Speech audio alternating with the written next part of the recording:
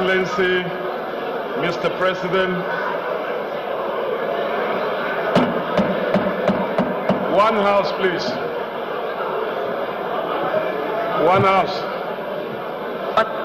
One house. Your Excellency, Mr. President and Commander-in-Chief of the Armed Forces of the Federal Republic of Nigeria, President Muhammadu Buhari, GCFR, Your Excellency, Mr. Vice President, Professor Osinbajo, GCON, Your Excellency, the Senate President, distinguished Senator Dr. Bukola Saraki, my Lord, the Acting Chief Justice of Nigeria, Justice Walter Onega, Your Excellency, the Deputy President of the Senate, Senator Ike Ekuromadu, CFR, Your Excellency, the Deputy Speaker, House of Representatives, the Right Honorable Yusuf Suleiman Yusuf, distinguished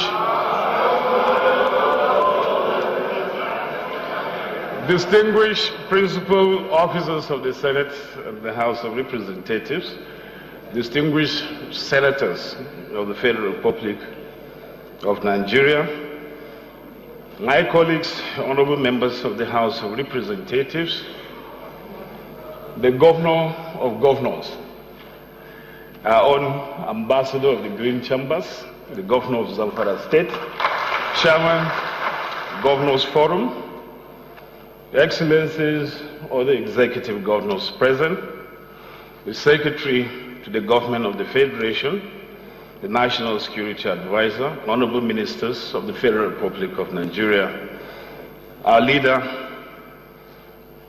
the chairman, national chairman of the APC, other members of your working committee, other party chairmen and distinguished party chieftains here present, the Chief of Defense Staff, the Service Chief, the Chief of Staff to Mr. President, the Clerk to the National Assembly, Deputy Clerk to the National Assembly, the Clerk of the Senate, the Clerk of the House of Representatives, special advisors and special assistants to Mr. President, heads of government agencies, parastatals and departments, invited guests, gentlemen of the press, distinguished ladies and gentlemen. I count it great honor and privilege for me, on behalf of my colleagues in the National Assembly, to also welcome Mr. President, President Muhammadu Buhari, GCFR, and his entourage to the National Assembly on the occasion of the presentation of 2017 budget estimates. We give special thanks to all members of the National Assembly here present for according Mr. President and his entourage a warm reception. To the management and staff of the National Assembly, ably led by the Clerk to the National Assembly, Barrister Mohammed Sadi Omolori, our sincere thanks for organizing this ceremony. Thanks also go to other participants, especially the media, for their support, cooperation, and understanding. We thank Mr. President and his team for the very lofty goals, including proposals for restarting growth, enshrined in the budget document just presented, which is designed to take Nigeria out of economic recession and achieve significant economic growth for our country. Mr. President, Your Excellencies, and my colleagues, I seek your indulgence to make few remarks on the budget process, procedure, and practice in Nigeria. It is certainly frustrating that we go through the annual budget cycle and process of budget presentation by Mr. President, processing of same by the National Assembly, passage and signing into law every year without unlocking the full potentials of such budgets for achieving citizens. This is because implementation and execution of the agreed budget is always a major challenge year in, year out. Sometimes implementation rate is as low as 30%, most time. It is never higher than 50%, at the best of times. This has led to unacceptably high rate of abandonment of projects and distortions in Nigeria's economic planning. Of course, this is an inherited problem for Mr. President, as he has only effectively passed through one budget cycle.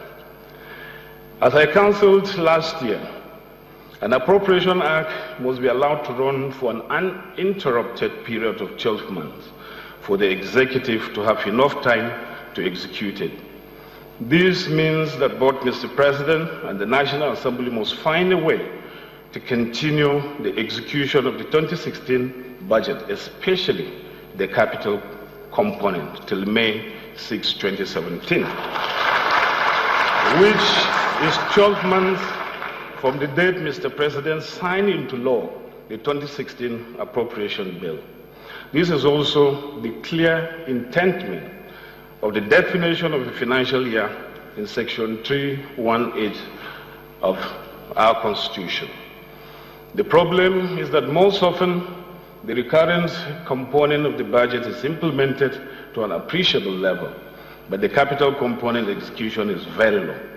It is crystal clear that the capital component of the 2016 budget cannot realistically be implemented for only 6 months period, considering the time required for procurement processes and the raising of the revenue, including loans by government. Except something is done, this will result in yet another failed budget, a vicious cycle repeated every year. We must therefore put on our thinking caps and ensure that the change promised Nigerians is reflected in our budget process, as we cannot really make appreciable progress as a nation without significant implementation of the capital component of the budget. Your Excellencies, distinguished guests, ladies and gentlemen,